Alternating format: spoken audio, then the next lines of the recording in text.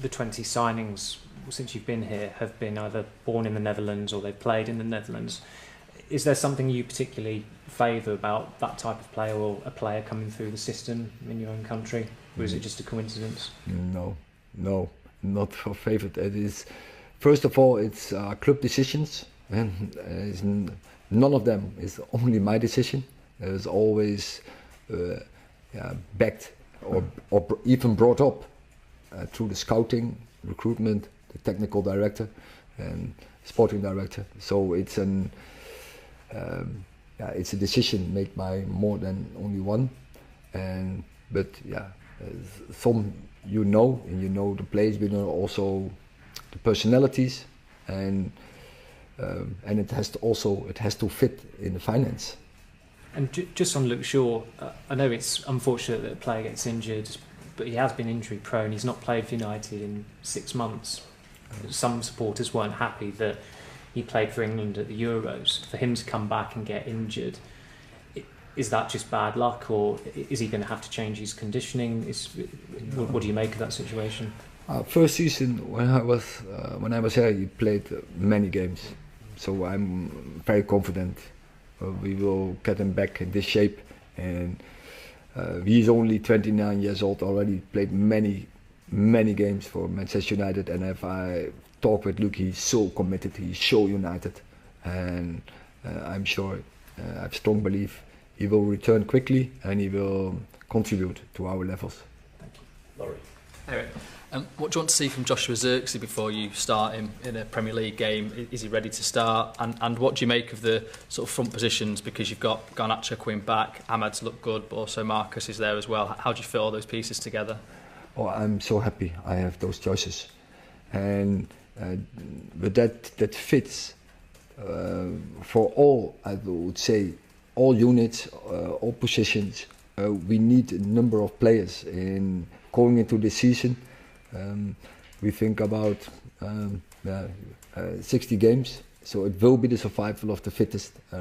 So we need squad depth, and you have to make choices, and you need a rotation. And no player can play all the games, but of course also internal competition, and you need also some weapons to use tactic-wise.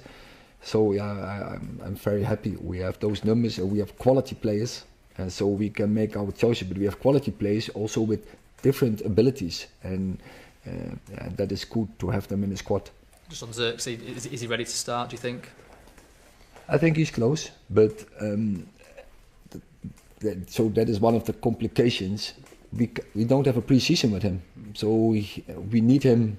We need games actually to bring him, and so if you see his background, he came. In the last months, he had an injury at Bologna. He made, in the end, he made the selection for the Netherlands, so that helped him out of our first weeks in pre-season. So no games, and that is his problem in this moment. But I think now this is third week in training. You see him stepping up. His fitness levels are improving, and he needs more minutes, and but we can't do it in a friendly. No, it has to go into a league. Rob, you had some difficult results at the start of last season. I think from the outside it feels a little bit more positive this time. Is that the same feeling from inside? Do you feel like you've got a more settled squad, that you're more positive heading into this season than perhaps you were last season? No, you can never compare not seasons with each other. Different squads, different program. Everything is different, but what I can tell is there is a good vibe here, good spirit, and we feel we have good players, and we have a strong squad, and that is that strengthens the belief, and that is always important point in football, in top football, in performance football, to have this and to keep this, even when results going against you, that you are resilient and that you keep the belief that you have good players where you construct a good team. Paul and then Neil. Erik, it seems a big season ahead for Mason Mount. How much confidence do you get from his performances in pre-season, and how big a player do you think he can be for you this year? I think every player is so so eager, so hunger, and that is, of course, for Mason Mount. He wants to prove a point because he didn't get the chance last season, and we had a whole pre-season, and that will help him and support him to have a good base to go into this season. And everyone knows Mason Mount is a quality player, so he will help us. He will help us to the right levels and help us winning games. Neil. Eric, forgetting Anthony Martial because he never seemed very interested, but this club hasn't had an out-and-out top-class number 9 probably since Zlatan. Has that been negligent on the club's part, and do you think you're going to change that view with Xerxes? I think we have 2, and I think I was very, very excited about this. We have 2 young strikers who have the potential to grow in top-class strikers, and with Hoyland and with Xerxes. Will. Hi Eric. And obviously finishing 8th last season, are you sort of using that as inspiration to say that we never want to be here again this time around to you players going into the new campaign?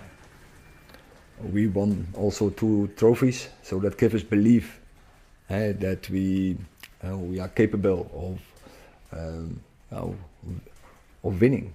And with the 2 trophies, we won more as any other club apart from City in the UK. So we are confident. We have a good team, we have a good squad. We have to be more consistent, and we want to win in every competition we are taking part of, and definitely also in the Premier League. Last question, Richard. Hi Eric.